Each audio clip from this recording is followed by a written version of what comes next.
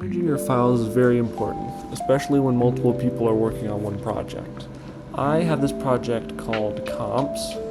As you can see, I have everything set up and filed and everything. I got A-roll, audio, B-roll, and everything else I would need so I can easily get it when I want to.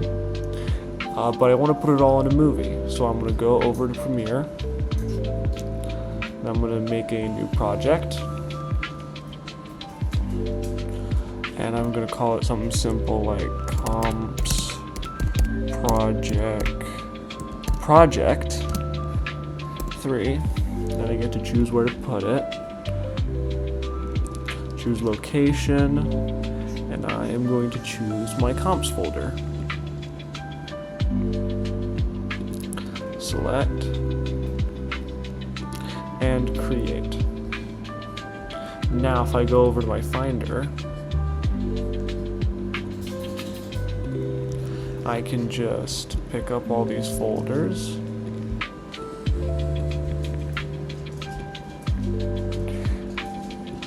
and send them over to Adobe Media Encoder, and from here I can just drag them all in at once. And that's pretty much it. I can cut them up, speed them up, do whatever I want while they're in here to make what I want to make. So managing your files is very important, just to stay organized and make things run faster. Traditional lighting. Starting with the 3-point lighting setup. Here are the lights we used and the settings we used. Next we tried to go for a more natural light feel with like a diner almost, and those are the lights we used for that. Last one we wanted to look a bit more colorful, so we used a reflector and some LED lights.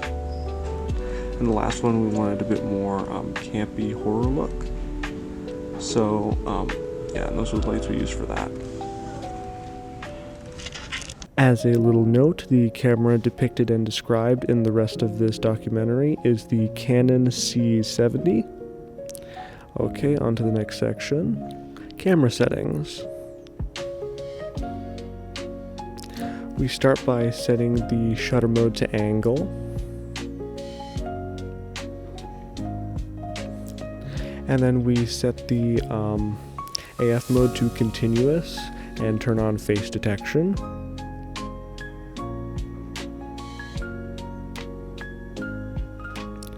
And then we set the file type to BT709.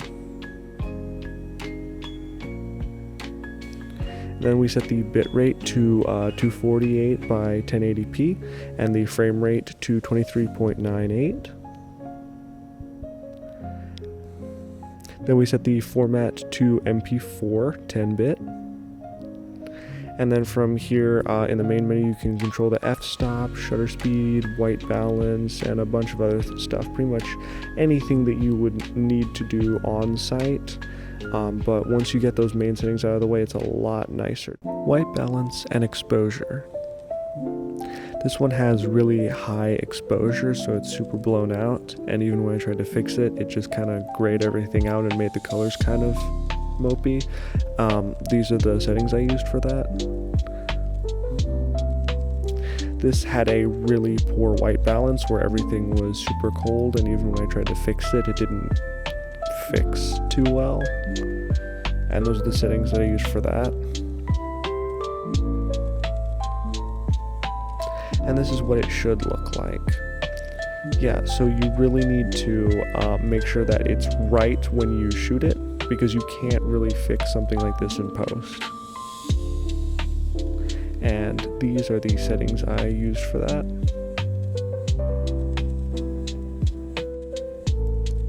On to the next thing. This section is about special files designed to mimic analog film, whose look changed based on how the film was developed. Now right here I'm going to open my Premiere document and link it up to my my files, and take in my footage. Now if you notice, it's really grayed out.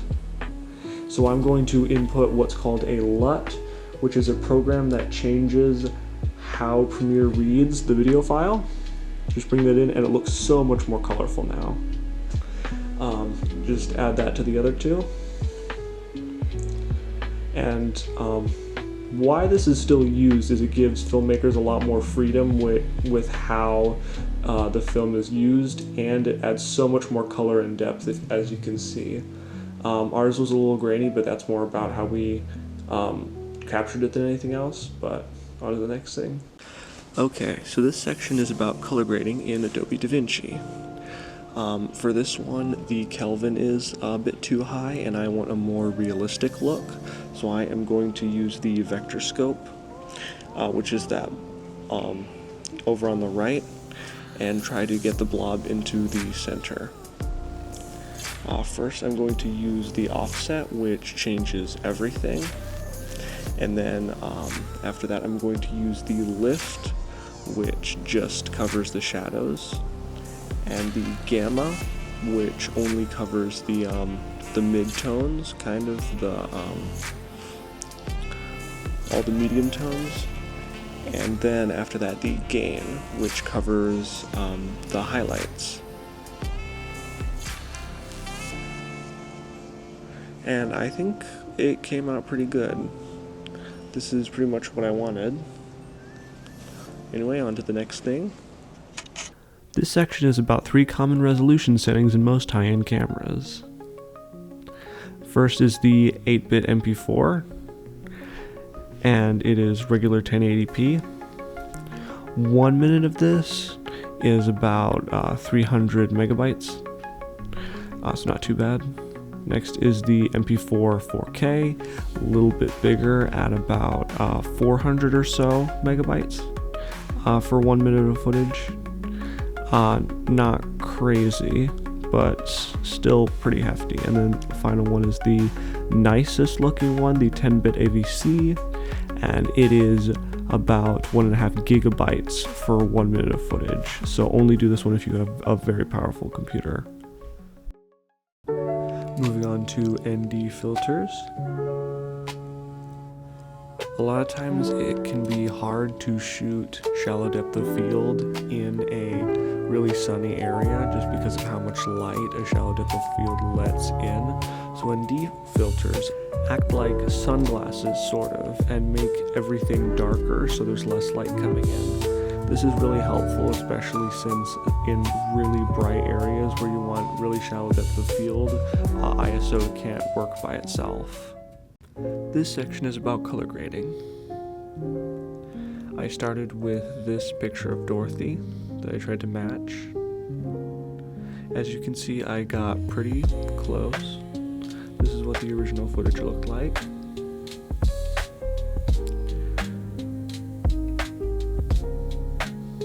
Okay, in Adobe Premiere, I started with adding the Tweed 71 LUT, making it way warmer, upping the exposure and bringing the blacks really dark. And then I tried this picture from Speed Racer. As you can see, there's a lot of purples and pinks in it, and I think I got pretty close. The final one is from Blade Runner 2077. This one, it was just making it colder and playing with the shadows a little bit, so this one was probably the easiest one. This section is about focal lengths. Basically what a focal length is how far away the lens is from the camera sensor. A really high focal length flattens out the image, and a low focal length really stretches it out. Normal focal length is about 50, and when you put them together like this, you get a really cool effect, kind of like a dolly zoom. Finally, this section is on camera movement. A tracking shot like this one allows the viewer to see a certain character's point of view. This one specifically is done on wheels, while a pull-out shot helps establish a person's setting and where they are. and a pull in helps bring focus to a specific point.